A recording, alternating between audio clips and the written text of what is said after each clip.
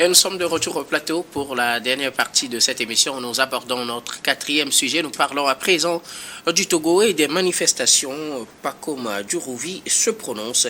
Le ministre en charge des droits de l'homme et des relations avec les institutions était sur France 24. Il se prononçait sur la situation qui a prévalu il y a de cela quelques semaines ou le mois dernier, les mois derniers, je veux dire, normalement, en juin surtout, au Togo, manifestations qui ont été lancées par des Togolais vivant à l'extérieur, mais aussi suite à une réponse donnée par certains Togolais sur le territoire, manifestations qui se sont soldées parfois par des arrestations. On dénombre dans la foulée des 4 décès. Une enquête a été ouverte. Le ministre en charge des droits de l'homme était sur France 24. Il s'est prononcé sur la question. Ce qu'il faut retenir pour l'essentiel, c'est que les manifestations ne sont pas interdites au Togo, mais les conditions de ces manifestations ont suscité des réponses du ministre que nous allons analyser avec nos invités, chers invités. Vous le savez, pour le quatrième sujet, la parole est à qui veut la prendre en premier pour ses observations. Vous avez bien évidemment suivi cette interview de Pacoma Djurouvi. Je ne sais pas qui veut y aller en premier. Non, mais... Louis Kabako, pour commencer. Oui, mais vous avez dit que l'interview ou bien l'entretien a été accordé au ministre sur France 24. Ce n'est pas moi qui l'ai dit. Mais c'est là où l'entretien s'est déroulé. Oui. C'est la réalité. Oui, il faut préciser quand même la source. C'est sur France 24. Ah, sur France 24. Moi, je suis juste étonné parce que je n'ai jamais imaginé que M. Djurouvi et l'ensemble du gouvernement togolais ont autant besoin d'une chaîne comme France 24. Parce que France 24 actuellement est sous le coup de suspension au Togo. Okay, ouais. Donc le média français a été suspendu pour 3 mois. Et donc je crois que nous sommes dans le deuxième mois. Et c'est cette chaîne-là, c'est cet organe-là qu'on choisit justement pour aller communiquer sur une crise.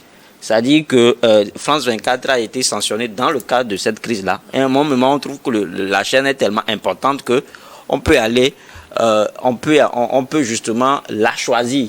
Pour Kabako, expliquer. Vous voulez dire sur la forme déjà que le média choisi n'est pas le bon? C'est pas le média indiqué. C'est pas le média indiqué. Parce que eux-mêmes, ils ont pointé le manque de professionnalisme de la part de France 24. Et c'est ce France 24 là qu'on choisit. Quand même, quoi. Quand même. C'est trop, je pense que c'est trop tiré par les cheveux. D'abord, c'est la première remarque. Ça, c'est ce que je peux dire sur le média. Sur la forme, c'est ça. C'est-à-dire que moi, j'aurais aimé que cet entretien-là soit peut-être accordé sur une thème comme Niwo TV. Je crois que le ministre, M. Barra, l'a déjà fait. On aurait pu justement continuer par donner la priorité à Niwo TV. Parce que cet entretien qui s'est fait sur France 24, je ne pense pas que ce serait fait à 0 francs. Ça, nous sommes des médias et je sais de quoi je parle. Et ça également, c'est le contribuable du Togolais qui est mis en jeu. Donc, je crois que jusque-là, on n'a pas compris qu'il faut valoriser justement nos médias locaux. Ça, je crois que je vais peut-être finir par là pour sur le point sur la forme. Maintenant, sur le fond, j'ai écouté le ministre, c'est vrai, il dit que les droits de manifestation sont bien respectés au Togo. Oui, bien sûr, on a une loi qui encadre des manifestations et tout cela. Mais je me dis que comment en est-on arrivé là? Pourquoi il y a eu des manifestations? Il y a eu des manifestations parce que il y a eu ce changement constitutionnel là qui a été fait contre en fait l'assentiment d'une frange de la population. Parce que aujourd'hui on parle de la 5e République. Le changement constitutionnel n'a jamais été épousé par beaucoup de Togolais. D'ailleurs, les conditions dans lesquelles la modification a été faite laissent à désirer. Donc, c'est ce qui fait qu'à un moment donné, les gens se sont révoltés. Et à côté de ça, les gens dénoncent la mauvaise gouvernance aujourd'hui. Parce qu'on a l'impression de faire du surplace.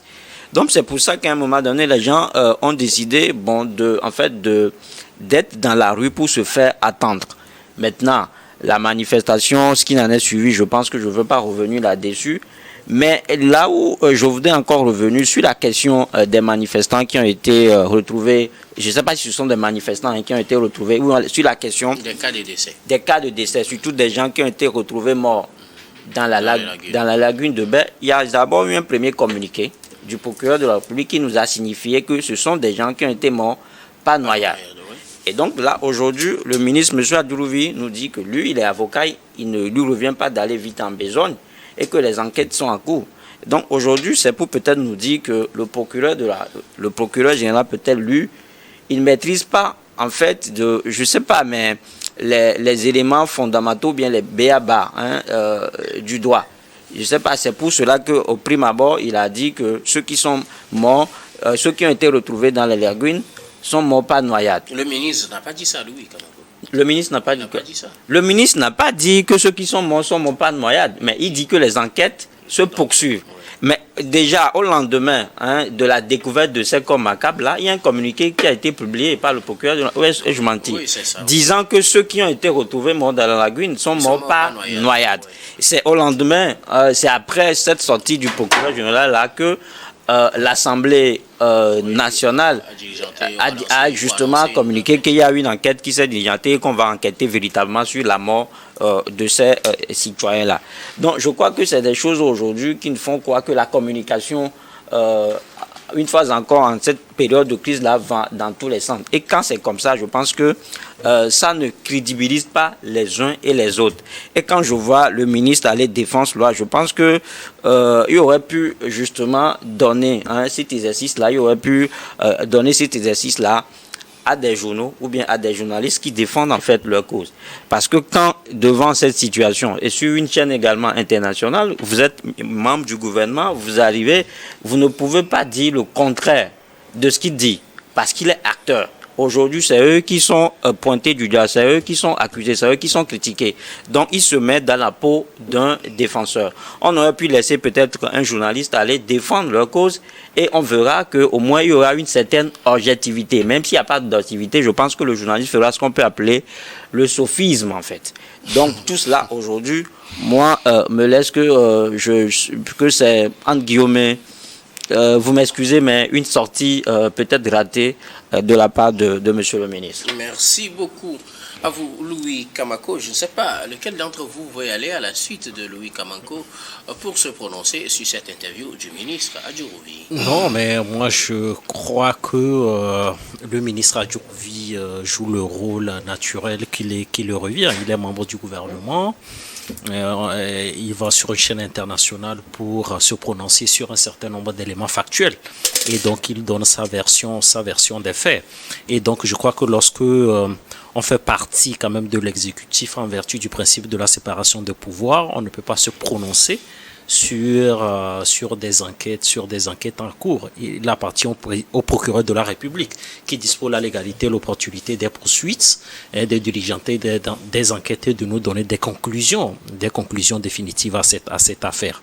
Donc je crois qu'il joue le rôle qui le revient. Bon, moi je crois que c'est extrêmement important de s'appesantir sur la loi, sur les réunions publiques et les manifestations. Je vois très bien que le contenu de cette loi-là n'est pas quand même assez connu de nos concitoyens et on a comme l'impression que les dispositions de cette loi-là font l'objet d'une certaine ambiguïté. Je rappelle que la loi Bojona de 2011 qui a été modifiée, je crois le 12 août 2019, quand vous allez aux articles 9, on dit tout simplement que toutes les manifestations publiques ou réunions publiques doivent être notifiées à l'autorité publique intéressée. Ça peut être le préfet, le ministre de l'administration territoriale ou un gouverneur. Et quand vous allez à l'alinéa 1, l'alinéa 2, il y a quand même des interdictions pour des motifs économiques. C'est-à-dire qu'il y a certaines artères que vous ne pouvez pas emprunter. Donc moi je crois que le ministre a tout à fait raison de revenir sur les dispositions de cette loi-là en disant voilà que oui certes cette loi peut faire l'objet d'interprétations diverses, mais il appartient aux acteurs disons des manifestations de faire bon usage des dispositions de cette loi-là pour éviter de tomber sous le coup de la loi. Donc je crois que nous devons faire un effort de vulgariser ce texte-là pour que nos concitoyens prennent véritablement connaissance de la quintessence de cette loi. Donc, je crois que l'impunité est l'ennemi de tout peuple véritablement qui veut de tout pays qui connaît une émergence démocratique. C'est-à-dire que quand vous avez un certain nombre de nos concitoyens qui ont commis quand même des exactions ou des actes répréhensibles par la loi, il appartient à la justice de faire la lumière. Donc pour moi, je crois que le ministre Adjourvi est dans son rôle. Il a apporté un certain nombre d'éléments. Donc nous sommes dans une démocratie pluraliste. Et donc lorsqu'il donne sa version des faits, il appartient aux uns aux autres et effectivement d'apporter des réserves par rapport à sa version, par rapport à sa version des faits. D'autres peuvent trouver ça contestable, d'autres peuvent trouver ça non contestable. Voilà. Merci beaucoup. À vous, Ashraf Oussama, c'est finalement votre tour, Eric. Finalement. Hein. Non, je pense que le choix même de ce média-là est stratégique pour le gouvernement. Pas comme un média qui a été suspendu parce que ce média-là est accusé de traiter des informations en faveur de l'opposition. Et donc, on va sur ce média-là pour faire passer également un message. Je dis c'est stratégique pour le gouvernement. Maintenant, par rapport à tout ce que le ministre Adjourvi a dit, je pense qu'il faut retenir deux choses. La première, c'est qu'il n'a pas fait de déclaration incendiaire qui puisse encore envenimer la situation. J'ai entendu, tout le monde est au courant que le gouvernement va poursuivre les Togolais de la diaspora qui ont participé à cet appel à manifestation, des gens qui ouvertement ont demandé qu'on casse des choses, qu'on aille à la violence et tout ça, et que le gouvernement va les poursuivre avec la coopération internationale et tout ça, oui. Mais est-ce que réellement le gouvernement est dans cette logique? Parce que je ne sais pas si le ministre a encore mis l'accent sur ce volet de justice internationale où on peut poursuivre les gens. Donc je me dis que ce qui a été dit, même si le ministre n'est pas allé dans le fond de tout ce qui s'est passé, je crois qu'il a cherché plutôt à apaiser la situation. Et c'est ce que je retiens dans cet entretien-là. Je pense qu'aujourd'hui, il y a eu des faits. Il y a eu une situation vraiment difficile pour notre pays. Et maintenant, il faut chercher les voies et moyens pour que tout le monde revienne sur terre et que nous puissions bâtir ce pays. La réalité, c'est que ceux qui ont manifesté, ce sont des Togolais. La majorité de ceux qui ont appelé à la manifestation, ce sont des Togolais. Et moi, ce qui m'a un peu dérangé, c'est qu'au départ, il s'agissait d'une manifestation, d'un appel à manifestation sociale. Et que finalement, ça s'est transformé en une manifestation politique. Je crois que c'est là où il faut comprendre aussi les manifestants. Il faut se dire qu'il y a une situation qu'il faut régler. Est-ce que finalement les Togolais qui sont sortis dans la rue ont été écoutés? Quelles sont les solutions qu'on leur apporte?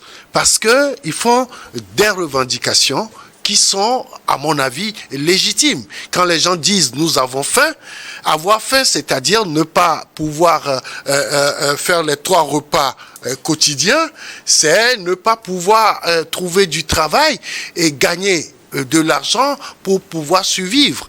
Et donc, si les Togolais réclament cela, c'est de bonne guerre. C'est de bonne guerre, ils ont pleinement raison. Maintenant, de l'autre côté, quand tout ça là se transforme en manifestation politique où on réclame la démission du président du Conseil, à savoir Fogna Singbe, de son gouvernement et tout ça, c'est parce que il y a eu en amont une crise, disons une situation politique dont une certaine frange de la population n'est pas d'accord. Et sur ce plan-là, je crois que c'est encore légitime que les gens sortent pour réclamer. Mais maintenant, il faudrait que tout ça là soit encadré.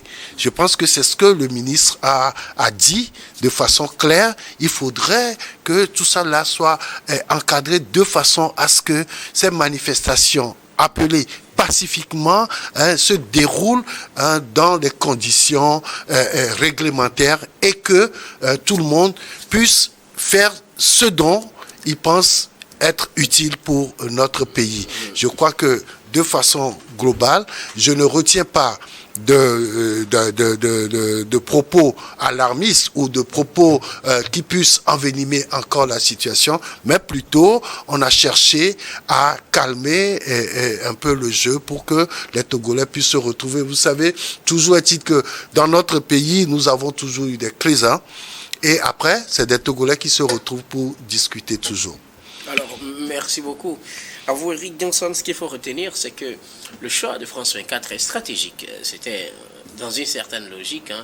Je le pense. On aurait pu demander plutôt un rectificatif ou un droit de réponse, ou peut-être que de sanctionner et puis aller faire une émission sur cette chaîne. Mais tu sais très bien que quel que soit le média, et quel que soit le pays où ça se trouve, quelle que soit la particularité de ce média-là, je suis contre toute sanction contre un média.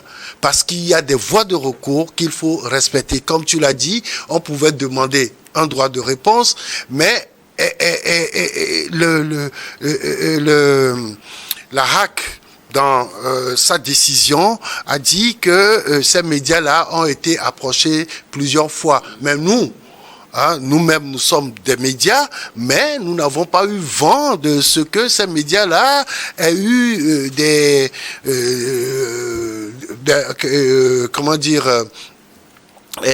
notifications par rapport à leur travail. Mais nous, on a vu que des médias ont travaillé et tout de suite, on les a sanctionnés. On leur a flanqué 3 mois de suspension sur notre territoire. Nous sommes contre cette manière de prendre les médias parce que c'est également ces médias-là qui vous permettent de passer des messages comme le ministre est allé faire à France 24. Merci beaucoup, Eric, qui veut réagir aussi. Louis, non, mais pose la question et on essaiera d'y répondre. Eric répondait par exemple à votre... Eric répondait à votre première partie quand vous analysez la question sur... Moi je l'ai... C'est un choix stratégique. Non, mais moi je l'ai dit que c'est une façon pour le gouvernement de se faire harakiri aujourd'hui. Parce que vous ne pouvez pas accuser un média de manque de professionnels et au même moment aller communiquer, aller vous défendre là-bas. Si les téléspectateurs vous disaient que tout ce qui était dit n'était pas vérifié, parce que le média même n'est pas professionnel, ça veut dire qu'il peut y avoir des allégations mensongères justement qui sont dites là-bas et qu'on va essayer d'avaler. Donc je pense que sur ce sujet, ça veut dire que ça ne doit pas faire normalement objet de débat. Ce que dit Eric et que je retiens et que je soutiens, c'est que c'est d'avoir constaté qu'il n'y a pas eu de propos alarmistes. C'est-à-dire que le ministre n'a pas essayé de tenir des propos incendiaires qui vont en fait exacerber en fait les gens. Donc je crois qu'il y a eu cette sagesse-là, il y a cette communication de crise-là qui a été plus ou moins respectée. Mais je crois qu'il y a eu des accusations qui sont portées parce que quand on nous parle d'une crise fabriquée, que des gens qui détiennent un agenda caché, je crois qu'il y a des... C'est plutôt politique. C'est politique et explicatif selon vous. C'est politique et là parce qu'il a cherché à expliquer d'où venaient ces manifestations. Or, pour moi, ces manifestations-là sont légitimes. Parce que les gens, ce sont des Togolais s'ils se retrouvent dans des situations difficiles et qui demandent l'amélioration de leurs conditions de vie. Voilà. Tout simplement. Donc je vous l'accorde, d'avoir reconnu que ce sont les manifestations légitimes, peu importe d'où elles viennent. Non, voilà. Oui. Moi, c'est vrai ce qu'il dit. Je suis contre le vandalisme aussi. Je suis contre la violence. Je suis contre le tohu-bohu indescriptible. Donc, Mais je crois qu'à un moment donné, nous devons respecter les droits des humains dans tous les compartiments. Aujourd'hui, peut-être on nous dit que les droits de manifestation sont respectés. Mais quand vous voyez aujourd'hui, depuis le 6 juin, on n'a plus droit à nos connexions Internet. On assiste à ce qu'on d'abord peut appeler la restriction des réseaux sociaux. Aujourd'hui, par exemple, si vous voulez... Je peux peut-être t'étonner. Non, mais j'en viens justement. Je peux peut-être t'étonner sur ce point précis. Il y a quelques jours, j'étais à une manifestation, dans une ambassade installée chez nous, et il y a un diplomate d'un pays, qu'on dit démocratique, qui disait que au moins cette restriction-là, à un certain moment, était logique parce que ça a permis de calmer un peu les ardeurs. Ça, c'est un diplomate qui parle. C'est pour dire, en fait... Non, moi, je vais répondre. Je crois que vous avez parlé. Non, mais je crois que on dit la liberté d'expression est la règle, la restriction, l'exception. Bon, on peut quand même, c'est-à-dire que la liberté d'expression, ou je veux parler des réseaux, la connexion peut faire l'objet de restrictions, mais dans un délai raisonnable. Dans un délai raisonnable. Mais à partir du moment où vous avez une restriction dans un temps long, donc on peut s'interroger sur la liberté d'information, la liberté d'expression constitutionnellement garantie. C'est une liberté quand même fondamentale. Ouais. Donc c'est ce qu'on interroge. La restriction, oui, ça se passe dans tous les pays du monde, parce que lorsque l'avenir d'un pays ou la destinée d'un pays est en jeu, on peut effectivement, cette liberté-là peut faire l'objet de restrictions, mais dans un délai raisonnable. C'est ce qui est important. À vous tous. Non, mais je crois que ce qu'il dit, c'est normal, parce qu'aujourd'hui, la question que tout le monde se pose, est-ce qu'on va vivre désormais éternellement avec la restriction des réseaux sociaux? Mais nous avons ce que le gouvernement appelle la promotion de e-commerce. On a eu à investir des millions ou bien des milliards dans un projet comme ça pour promouvoir le e-commerce. On a même un ministère dédié à l'économie numérique. Et on n'a pas la connexion. Bientôt 3 mois. Les gens sont en train là, ils vivotent, alors que la majeure partie des jeunes aujourd'hui font leur commerce en ligne. Vous voyez que tout cela, c'est un manque à gagner pour nous, alors que nous sommes... Beaucoup. Voilà, d'accord. Vous m'excuserez. L'État lui-même Eric Johnson, nous arrivons pratiquement à la fin de ce numéro de Regard Croisé, mais avant de nous séparer, notre habituel dernier tour de table, ce sera pour vos mots de fin sur un sujet de votre choix. Je commence par vous, Louis Kamako. Non, mais moi, je continue juste pour... je ne sais pas s'il faut plaider, mais pour interpeller, pour moi, plutôt interpeller. Je demande, en fait... la restitution de nos connexions et de nos réseaux sociaux. Parce qu'aujourd'hui, d'abord, moi, je suis journaliste de presse en ligne et je vis justement de la connexion, je vis des réseaux sociaux. Tant que cela ne fonctionne pas, je pense que ça constitue un coup dur pour le fonctionnement de mon travail. Merci beaucoup. À vous, Louis Kamako, vous êtes journaliste, analyste politique. Merci d'être passé sur ce plateau. Merci aussi à toi d'avoir conduit le bateau à bon port. C'est le vendredi, on est tous relax. Je pense que c'est un plateau complètement jeune avec un accoutrement aussi particulier. Voilà. Merci beaucoup à vous, Louis Kamako. Eric Johnson, vos mots de fin. Alors, moi, je vais continuer dans le même sens en disant ceci. Vous savez, lorsque les jeunes ont commencé par lancer cet appel à manifestation, et je suivais le truc jusqu'au moment où il y a eu un dérapage. Et je pense qu'il faut faire en sorte que lorsque vous voulez demander aux gens de manifester, il faut faire en sorte que l'on ne vous accuse pas d'avoir transgressé la loi. C'est-à-dire que vous pourrez tout dire, dénoncer les actions, dénoncer les actes que posent les autorités, mais arrêtez d'insulter, arrêtez de vous attaquer à la vie privée. Voilà. De vos concitoyens. Aujourd'hui, c'est sur ça que tout le monde se base. Et c'est ça qui fait l'objet de cette restriction des réseaux sociaux que nous tous nous subissons. Et je crois que l'État même subit cela parce qu'il y a des dividendes qui ne rentrent plus dans les caisses de l'État. Et donc, je crois qu'il faut qu'on repense la manière, la stratégie pour faire ces appels-là, et que je crois aujourd'hui, il faut que tout le monde sache que les réseaux sociaux sont indispensable pour notre développement. Merci beaucoup. Eric Johnson, vous êtes journaliste, directeur de publication du journal L'Union. Merci d'être passé sur ce plateau. C'est moi qui vous remercie pour l'invitation. Merci à mes deux co-débatteurs. Merci beaucoup. Bon week-end à tous. Merci Eric. Ashraf Ourossama, vos mots de fin. Oui, non, mais moi je finis également sur ce sujet, hein, mais avec la posture d'un juriste. Moi je crois que nous avons une constitution profondément libérale. Lorsque vous lisez la constitution togolaise, vous avez tout un panoplie de dispositions consacrant aux libertés annexées à cette constitution-là.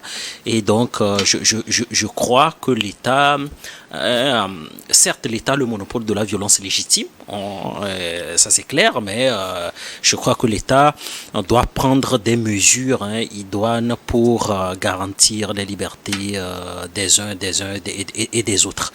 Je l'ai dit tantôt, la liberté étant la règle, les restrictions étant l'exception. Il appartient à l'État de juger les motifs légitimes des restrictions d'ici et là, mais dans un délai raisonnable pour éviter des frustrations de toutes sortes. Parce qu'au-delà de tout, la stabilité de nos pays sont extrêmement importantes pour la prospérité économique. Et c'est ce qu'on recherche particulièrement. Merci beaucoup à vous, Ashraf Ourossama. Vous êtes juriste et directeur du CREPIA. Merci de passer sur ce plateau. Merci. Et nous disons également merci à toutes les équipes qui nous ont aidés à préparer et à présenter cette émission. Merci à Clessop Pinyang à la réalisation, à Solange Gueli et Prudence Makougui à la diffusion. Merci à Bonito Botche à la régie plateau et à Thomas Choyi à la caméra. Surtout à vous tous, très chers téléspectateurs, de nous avoir suivis. C'est la fin de ce numéro de Regard Croisé, de tous les numéros de cette semaine. Je vous retrouve la semaine prochaine avec le même plaisir pour d'autres numéros.